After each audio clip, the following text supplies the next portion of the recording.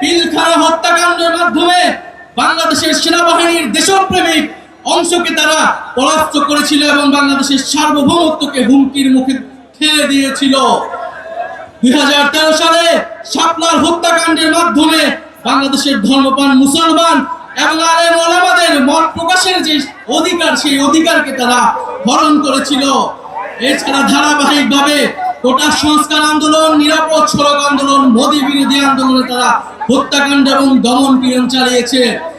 সর্বশেষ July August মাসে ছাত্র জনতা তাদের অধিকারের জন্য যখন রাজপথে নেমে এসেছিল, সেই জনগণের উপরে তারা এদেশের পুলিশকে দিয়ে, এদেশের সেনাবাহিনীকে দিয়ে, এদেশের বিজিবিকে দিয়ে গুলি চালিয়েছিল।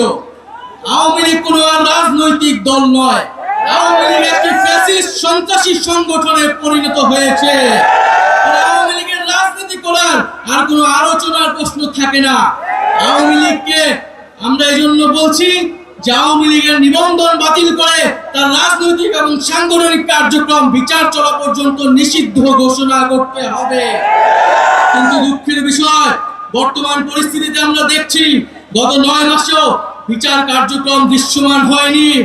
জুলাইয়ের শহীদ পরিবার এবং আহতদের যে রাষ্ট্র দায়িত্ব নেওয়ার কথা ছিল, তাদের যে মর্যাদার জীবন নিশ্চিত করার কথা ছিল, সেই নিশ্চিত করতে পারেনি এই অন্তর্বর্তী সরকার।